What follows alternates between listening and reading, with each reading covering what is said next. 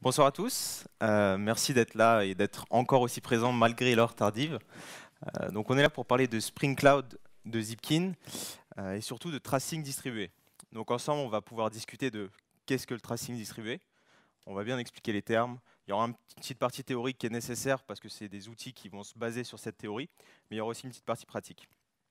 Très rapidement sur moi, donc je m'appelle Florent Garcia. Dans la vie, je fais beaucoup de back-end, principalement du Java, autour de Spring principalement, des microservices, du Kafka, du Docker, enfin, plein de choses hyper sympas. Je travaille chez Ypon, on recrute, donc n'hésitez pas, si jamais vous avez besoin d'informations, à venir en parler avec moi après ou à 300 mètres parce que nos bureaux sont juste à côté. Donc voilà, n'hésitez pas. C'est tout pour le blabla commercial, vous inquiétez pas. Donc, un petit sommaire. Donc dans un premier temps, on va introduire un petit peu une problématique pour qu'on comprenne dans quel cas d'utilisation on va pouvoir mettre en place du tracing distribué, dans quel cas ça va vous servir. On verra ensuite tout simplement qu'est-ce que c'est que le tracing distribué ensemble. On va présenter les outils qui existent, qu'on peut mettre en place dans notre architecture chez vos clients. Une démo, et on finira tout simplement par une petite conclusion. Donc un plan assez standard. Alors ça pourrait commencer comme ça. On a ce genre de mail qui peut arriver de temps en temps, de notre ami le CTO qui arrive et qui nous dit un soir, un lendemain matin, on arrive au travail, on ouvre nos emails avec notre petit café et on a des plaintes, voilà, le site est trop long. Pourtant, on n'a rien commité la veille, il ne s'est rien passé, mais on ne comprend pas. Donc Robert le CTO n'est pas content, du coup on va aller vérifier. Et là, on n'est vraiment pas content. Il y a vraiment un long problème. Cette slide est très longue, il va falloir que je vous dise des choses. En réalité, ce qui est important, c'est que ce genre de temps de réponse, n'est plus du tout acceptable actuellement dans nos infrastructures. On veut vraiment avoir des temps de réponse qui sont très rapides parce que c'est le client, pour son expérience utilisateur, il a besoin d'avoir des temps de réponse très rapides. Donc ce genre de choses ne doivent pas arriver. Mais du coup, il va falloir investiguer. Et ça, c'est important. Mais on va faire ça pas de façon irraisonnée. Il va falloir qu'on prenne en compte le type d'application avec lequel on travaille. Donc, est-ce qu'on est dans une application web? Est-ce que c'est un batch qui met du temps, qui a des temps de latence qui sont bien trop longs, ou autre encore? Mais ça peut aussi dépendre du type d'architecture avec lequel on est en train de travailler. Donc, est-ce qu'on est dans une architecture de type monolithique? On connaît, où on a tout notre package qui contient l'ensemble de notre service web, par exemple. Ou est-ce qu'on a des microservices? Et dans ce cas-là, on a plein de services qui sont gérés, par exemple, par différentes équipes. Et il va falloir qu'on debug chacun des services pour essayer de trouver la latence. Ou alors est-ce qu'on se base sur des événements? Enfin, il y a vraiment plein de types d'architecture et ça va influer sur cette recherche de bugs. Cette slide-là, il faut savoir que j'ai mis une après-midi à la faire, donc je ne suis pas designer, vous pouvez vous en douter. Pourquoi je voulais vous parler de microservices? Parce que dans notre cas d'utilisation, on va se dire qu'on est dans un cas, on a des microservices. Donc là, nos petits chats, on a des chats ronds, des chats carrés et des chats triangulaires. Ça se base sur une vraie étude qui définit la forme de la tête des chats, qui peut être catégorisée en 3 classes. Bref. Et donc ces petits chats, on va les répartir sur différentes machines en fonction de la criticité de notre service. Est-ce qu'on a besoin qu'il soit redondé sur chacune de nos machines parce qu'il est très important et qu'il prend beaucoup de charge, ou alors est-ce qu'on ne peut le mettre qu'à un seul endroit, etc. Donc si on a cette problématique-là avec notre problème de latence, du coup ça va impliquer du réseau. Quand on est dans des microservices, on a forcément beaucoup d'appels réseau qui sont effectués. Et qui dit réseau dit latence, mais dit aussi panne. Le réseau n'est pas fiable. Et donc, quand on a plein de services qui s'appellent entre eux, comment savoir si on a un service qui ne fonctionne pas, quel service pose le problème? Pour mettre un petit peu en perspective cette idée d'appel dans les microservices, si vous prenez ici, donc ça va représenter ce bloc découpé, ça va représenter nos microservices. Si on prend une requête et qu'on essaie de la tracer dans notre environnement microservice, ça va nous donner quelque chose de ce type-là. Donc là, on voit que notre requête, elle va passer dans différentes couches, et entre chaque couche, en fait, ça va être un appel réseau. Donc pour connaître le chemin exact, on voit qu'on passe dans une multitude de services, et donc c'est très compliqué de savoir le cheminement exact d'une requête, à moins de connaître parfaitement toutes les briques de toute l'application, de toutes les équipes. C'est globalement très très compliqué. En plus de ça, pour ajouter encore un petit peu de complexité, on a de la concurrence. On a de la concurrence basique, mais globalement, plus personne ne fait beaucoup ça, parce que c'est très peu performant.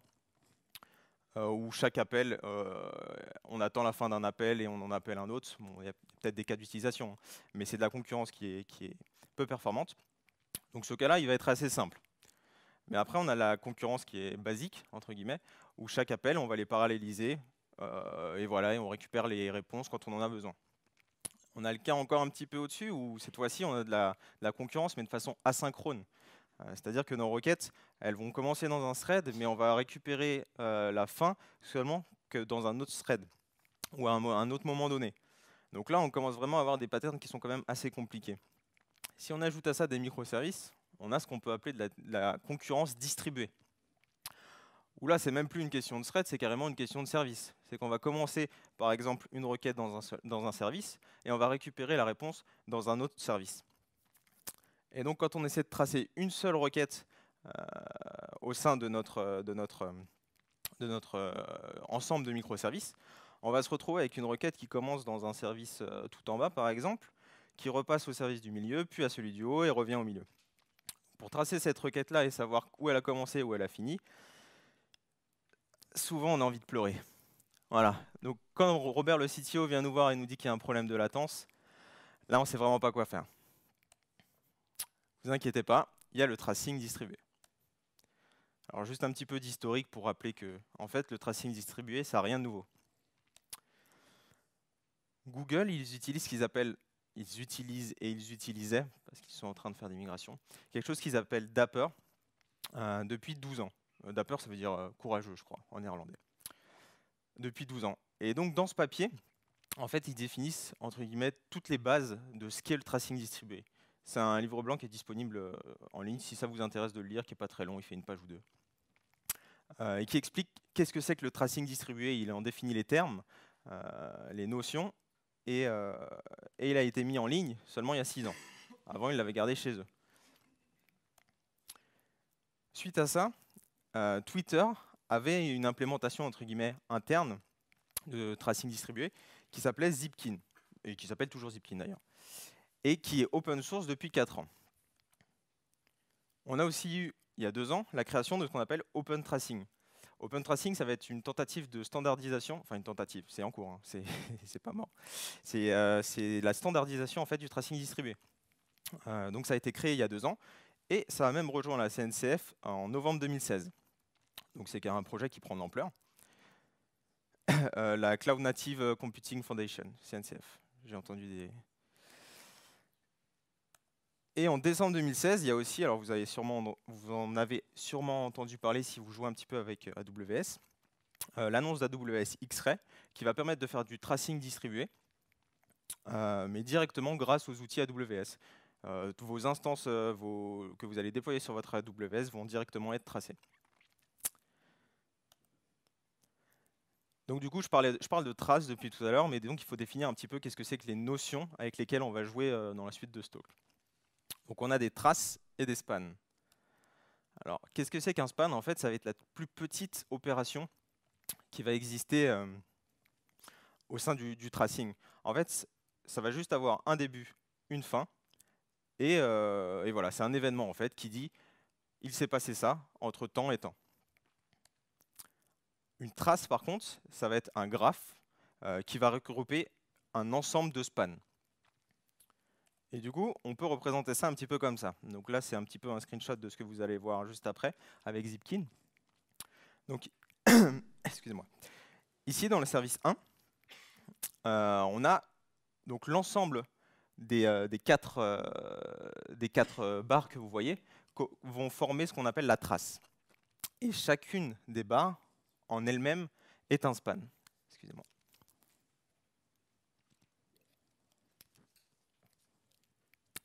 Donc là, on voit que dans notre exemple, on a 4 services, service 1, service 2, service 3 et service 4.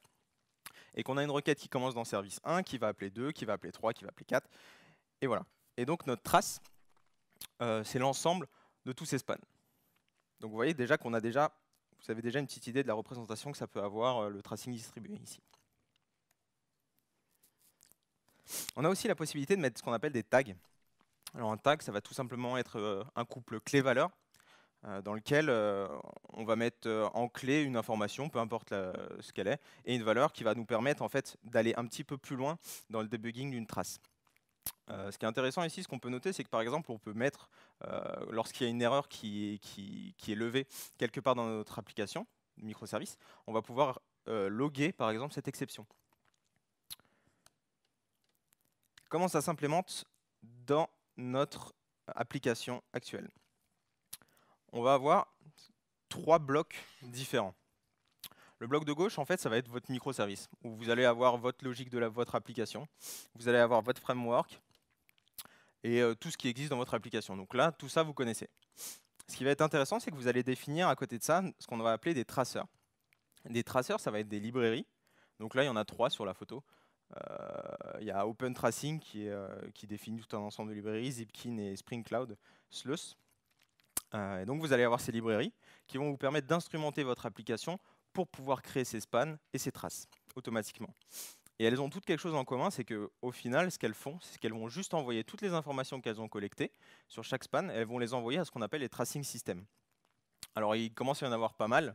On a Zipkin, qui est donc le produit open source qui fait en même temps des traceurs et des tracing systems. On a Lightstep, qui est une compagnie qui ne fait que ça, c'est son seul produit pour l'instant. On a Jagger, qui a été créé par Uber, AppDash, Tracer, enfin voilà, il y en a de plus en plus. Et eux vont permettre de représenter la donnée qui est récupérée par chaque traceur et de pouvoir faire des graphes, des jolies choses. Est-ce qu'on a de l'overhead du coup? Parce qu'on dit toujours, oui, on rajoute une librairie, on rajoute quelque chose pour instrumenter notre librairie. Est-ce que ça ne va pas nous apporter une sorte d'overhead? Non, parce qu'en fait, il y a des techniques très simples qui sont mises en place comme le sampling. Donc on ne va pas envoyer chacune de notre requête qui rentre dans notre microservice, on va pas à chaque fois, on n'est pas obligé à chaque fois la tracer. On a aussi seulement quelques headers en fait, qui vont forcément transiter entre nos requêtes. On ne va pas récupérer toutes les informations à chaque fois. On va faire transiter ces headers entre chaque requête. Donc on va avoir par exemple l'idée du span du parent, on va avoir notre idée de trace. Et voilà, l'ID du span. Est-ce qu'on décide de l'exporter ou pas, cette fameuse information de sampling? Voilà. Et au niveau du tracing system, ce qui est intéressant, c'est que tout est envoyé, mais on n'a pas d'overhead parce que c'est par chaque service, il n'y a pas de centralisation, et qu'en plus de ça, tout est fait en asynchrone. Donc c'est ça qui est assez beau, c'est qu'on n'a pas besoin en fait, de s'en occuper. Les outils qui existent, très rapidement, je vais faire un focus sur 2 outils qu'on va utiliser. Mais il y en a pour tout le monde en fait. On a du Java, du JavaScript, du Go, du C#, Ruby, Scala, Python. Il y en a même d'autres. Il y a aussi des versions qui sont en cours de développement. Donc il y en a pour tout le monde. On peut faire des applications polyglottes, comme on va le montrer, et ça marche. Juste le petit focus dont je vous parlais. On a Spring Cloud Sluice, qui est quelque chose qui existe depuis mai 2016, et qui donc est un traceur. Donc c'est la librairie qui va permettre d'instrumenter une application. Elle va aussi apporter le concept de corrélation de log, c'est-à-dire que sur chacune de vos lignes de log, vous allez avoir l'information de la trace et du span courant. Donc c'est intéressant pour débugger même visuellement votre application ou même pour envoyer ça vers un Elasticsearch par exemple. Et ça fait de l'instrumentation directement Spring Boot. Et là c'est vraiment magique parce qu'en fait ça va instrumenter directement, vous allez avoir des filters sur vos servlets, sur vos endpoints qui sont asynchrones. Vous allez pouvoir faire, dès que vous faites un appel REST template, il va être instrumenté, une span va être créée, etc. Vous allez avoir pareil pour Feign, pour Zul, etc., etc. Donc en fait, vous mettez un import Maven et tout fonctionne. Et ça, c'est vraiment cool. Et côté tracing system, donc je vais faire un focus juste très rapidement sur Zipkin. C'est ce qu'on va utiliser dans la démo. Donc Zipkin, comme je le disais, c'est un tracing system. Qu'est-ce que ça veut dire? Ça veut dire qu'il stocke les spans qu'il reçoit. Donc il peut les stocker dans différents stockages. Nous, on va le faire en in-memory, mais bon, on ne peut jamais faire ça en prod. On peut le faire, du coup, on peut stocker ça dans Cassandra, dans Elasticsearch ou dans MySQL. Et ce qui est intéressant, c'est qu'en fait, on va avoir une interface graphique qui va nous permettre de rechercher, analyser nos traces et nos spans, mais aussi par rapport à nos tags. Et on va pouvoir classer tout ça. En plus de ça, un petit bonus, c'est que ça va nous faire un joli graphe de dépendance entre tous nos services. Et on va pouvoir avoir en un coup d'œil une espèce de mini cartographie de notre système en termes d'appels. Pour présenter très rapidement notre cas d'utilisation, donc on a une application. Donc voilà, j'avais vu Big Lebowski il n'y a pas longtemps. Enfin, j'ai revu Big Lebowski il n'y a pas longtemps. Donc j'ai décidé de faire une application sur la fabrication d'un russe blanc. Voilà. Donc on va avoir un service front, The Dude, qui est en Node.js. Donc là, on est dans une application qui va être polyglotte. On va avoir du Node.js, du Go et du Java. Et donc notre application The Dude va demander un russe blanc à un barman, qui est en Java, qui dans un premier temps va aller demander à son commis d'aller chercher, donc le use case est un petit peu tiré par les cheveux, hein, à son commis d'aller chercher du lait et de la glace. Et ensuite, dans un deuxième temps, il va mettre ça au shaker et retourner le russe blanc. On va passer à la démo. Oui, alors attendez, hop. Juste, je vous remets ici. Je vous le remettrai après, mais tout est sur un GitHub. Donc ce GitHub-là, le mien. Si vous voulez voir, non, peut-être pas tout de suite la conclusion. Si vous voulez voir les résultats, etc., redemandez-moi, je vous le remontrerai. Donc, dans un premier temps, qu'est-ce qu'on va faire? Oui, on va pas faire ça. Je vais vous montrer du coup l'application. Donc, dans un premier temps, je vais vous montrer la partie Node. Donc, ça va être notre front en fait qui va être en Node. Hop, je vous le mets en présenteur mode. Je vais vous montrer comment on instrumente une application Node.js. Donc très rapidement, c'est une application Express.js, donc très simple, hein, qui va juste avoir un appel qui va écouter l'application front et envoyer ça à notre barman. Donc ici, en fait, on va avoir à ce moment-là nos imports au niveau de Zipkin, donc on va importer Zipkin, batch recorder, etc. À partir du moment où ça devient un petit peu intéressant, c'est ici, c'est qu'on va définir un recorder. Notre recorder, qu'est-ce que ça va être? Ça va être l'endroit où Zipkin va aller, où notre traceur va envoyer les informations au tracing system. Donc là, on a décidé de faire ça de façon par batch, mais on a souvent des cas d'utilisation, on va envoyer ça à une file de message, par exemple, du type Kafka ou autre. Bon, là, on est dans une démo, donc on va envoyer ça en local sur notre instance Zipkin qui tourne en local. Donc là, je la fais tourner dans Docker dans mon cas d'utilisation. Ensuite, on va définir, une fois qu'on a notre recorder, on va définir notre traceur. Donc le traceur, c'est donc l'objet qui lui-même va faire le tracing. Donc ce traceur, il va tout simplement prendre là une implémentation de contexte parce que là, on a un truc un petit peu funky. Alors CLS, c'est Continuation Local Storage qui en fait va transmettre le contexte automatiquement entre vos différents endpoints. Vous n'avez rien à faire et le contexte est transmis. Donc c'est très intéressant. Et donc vous pouvez passer soit ce mode-là ou soit le mode je le fais à la main. Donc nous, on est des feignants. Hop. Et donc on définit notre traceur. Et en utilisant ce traceur, en fait, on va pouvoir ici définir un middleware Zipkin qui va automatiquement créer des spans en fonction aussi d'un sampler. Donc là, dans notre cas d'utilisation pour le test, on a mis 100% des requêtes, mais souvent, en fait, on va seulement décider de garder 1% de requêtes parce que c'est du debugging en prod, en continu, en fait. Ce n'est pas quelque chose qui est voué à être gardé dans la durée. Donc ici, vous pouvez définir votre sampler en comptant, en mettant un pourcentage. Une fois que vous avez fait ça, pour le client REST, en fait, il faut l'instrumenter un petit peu, donc rajouter wrapper quand même les requêtes REST. Le client JS n'est pas magique. Et donc ici, vous définissez votre intercepteur dans lequel vous lui passez le traceur et le nom du service actuel pour qu'il lui ajoute l'information quand vous allez lancer.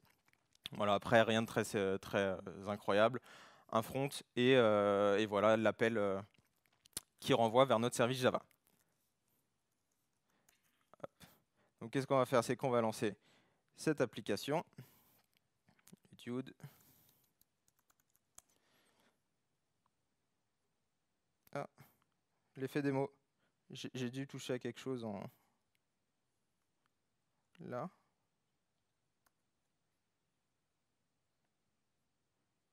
C'est ballot quand même.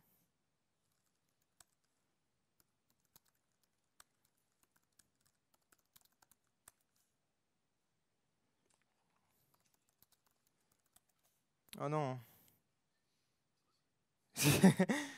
Ok, j'ai fait une connerie. Ah ok, bon je vais vous montrer autre chose en attendant, mais ça c'est dommage. Ok, donc j'ai dû virer à un moment mon installation. C'est pas grave, on va regarder le Clerk. Donc le Clerk, c'est l'application Go qui va aller récupérer les informations, qui va aller récupérer du lait et de la glace quand il va être appelé. Donc là c'est du Go. Je vous montrerai Java Appler parce que c'est plus simple. Donc là c'est du Go. Et ce qui est intéressant, c'est que en fait, ça se ressemble beaucoup.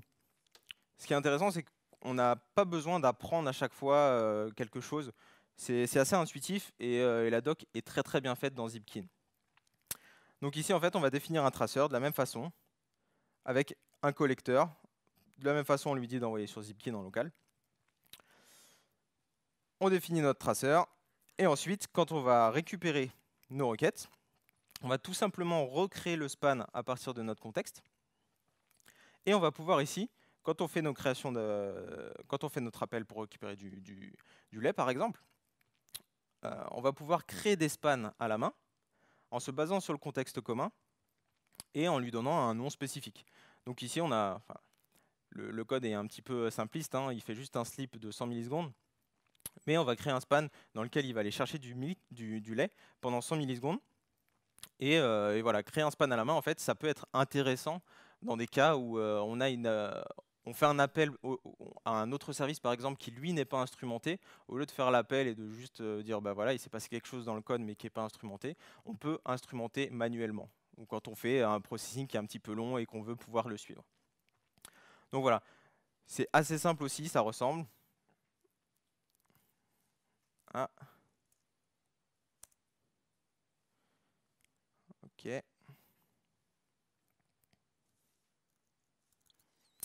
Donc, on va lancer notre programme Go aussi. Hop. Et on va passer à nos programmes Java. Assez rapidement, puisque j'ai plus beaucoup de temps. Hop, on a notre contrôleur, notre barman contrôleur.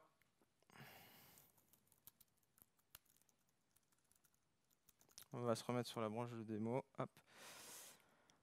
Donc ici, notre barman contrôleur. Je vous montre le contrôleur parce que c'est là où il y a un petit peu de... C'est lui qui va un petit peu faire le chef d'orchestre. Donc lui, qu'est-ce qu'il fait? C'est qu'il va ici avoir un client Fein, le Clear Client, pour aller faire justement cet appel pour récupérer le lait et la glace. D'un autre côté, il va avoir une méthode ici pour récupérer un verre. Donc cette méthode-là, on va l'implémenter ensemble pour mettre quelques informations utiles. Et ensuite, une fois, on fait l'appel bloquant seulement une fois qu'on a récupéré notre verre. Et ensuite, on va faire notre méthode shake. Donc voilà. Vu le temps qui me reste, je ne vais pas lancer l'application tout de suite. On va d'abord implémenter ensemble du coup cette création de span, ce log d'event et ce tag, etc. Donc comment on crée un span en Java? On a un objet traceur en fait, qui est injecté ici, hein, notre traceur. Ce traceur-là, c'est lui qui va en fait nous permettre donc, de créer les spans, de les continuer, de les fermer, d'ajouter des tags, etc. C'est le point d'entrée de tout ce que vous allez faire. Donc on va lui créer un span qu'on va appeler fetch, voilà, qui va aller chercher et on va injecter une variable. Hop, voilà. Donc on a fetch. Donc là, ça y est, on a créé notre span. Bien sûr, tout ce qu'on va faire avec notre span,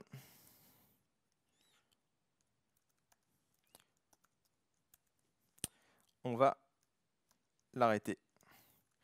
On l'a dit, non, on l'a pas encore dit, mais un span doit toujours se fermer en fait. Ça n'a pas de sens une opération qui est indéfinie. Là, ce qu'on veut, c'est tracer, de savoir combien de temps ça prend, est-ce qu'il y a de la latence, et du coup, il faut qu'on puisse avoir cette information. Donc toujours fermer le span. On va fermer fetch. Hop.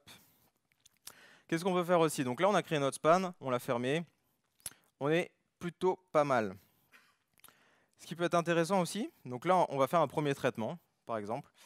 Et on peut décider qu'au bout de 50 millisecondes, on a fait déjà une première étape. Ce qui peut être intéressant, c'est de rajouter une petite information, ce qu'on va appeler un event. Donc alors, là, on est sur le span en lui-même. Dans le span, il s'est passé des choses. Donc là, c'est sur le span, sur l'objet span qu'on interagit. Donc on va loguer un événement Comme quoi, voilà, le verre a été nettoyé. Et là, pendant les 50 premières millisecondes, on va dire que c'était le nettoyage du verre. Et du coup, on va remettre un petit thread sleep pour simuler un peu de temps après. Donc voilà, cette information-là, vous allez la retrouver très rapidement tout à l'heure quand je vous montrerai l'interface graphique que ça donne sur Zipkin. Ici, on a ensuite la possibilité, donc je vous disais, d'ajouter des tags. Donc des tags, la méthode, elle est très simple. Hein, si vous regardez, c'est string. Donc on va lui ajouter, dans notre tag, on va lui mettre le type de verre. Alors il paraît que ça se voit dans des old fashioned. Donc on va mettre ça, verre type whisky. Voilà. Donc là, on a créé notre span, créé un événement, on ferme notre span, on est content. Là, c'est un cas très simple, mais on peut faire des choses vraiment très intéressantes comme, en fait, on a la possibilité avec Spring Cloud Sluice de prendre en compte tout ce qui est runnable automatiquement.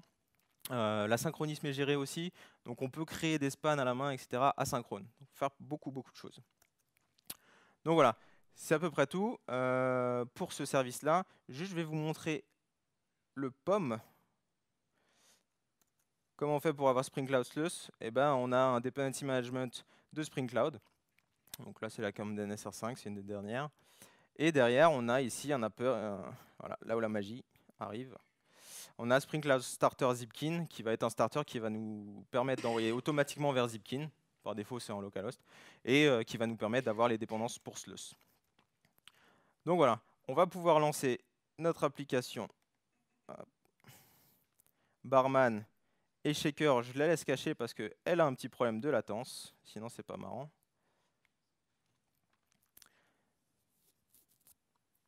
Voilà. Et pendant ce temps-là, je vérifie qu'elle se lance. Voilà, mes deux applications se lancent. Pendant ce temps-là, je vais vous montrer ma magnifique interface front.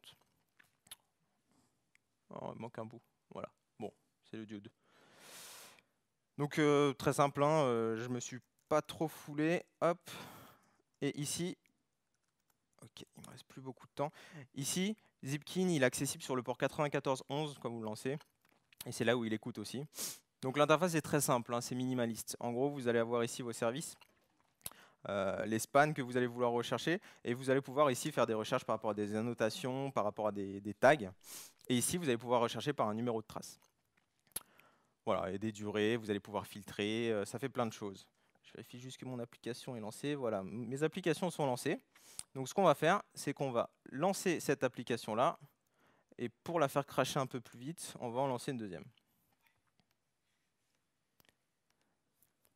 Parce qu'il n'y a plus de temps. Donc voilà, là on a nos requêtes qui arrivent,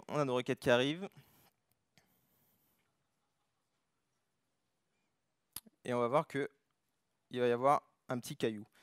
Le temps que le caillou arrive, je vous montre du coup ce que ça donne ici. Donc là, comme on a mis un tracing à 1, on va voir toutes les requêtes qui vont arriver. Donc ici, si on cherche les dernières traces, ici on voit qu'on a plein de spans qui sont arrivés. Donc on est content. Là, c'est le tout premier. Le tout premier, voilà. On a notre premier appel, on a tous nos services ici, on retrouve bien notre diode. Est-ce que c'est assez grand? Ouais. On retrouve bien notre diode, notre barman, notre clair, et on voit que tous nos appels, ils sont bien découpés. On arrive bien à déterminer qui appelle qui, dans quel ordre, comment se passe notre appel. On voit que notre appel shake est un petit peu long, il est long avec son shaker. Et ici, on retrouve l'information, notre log event, qui dit oui, c'est cleané, au bout de 50 millisecondes, la span dire 100 millisecondes.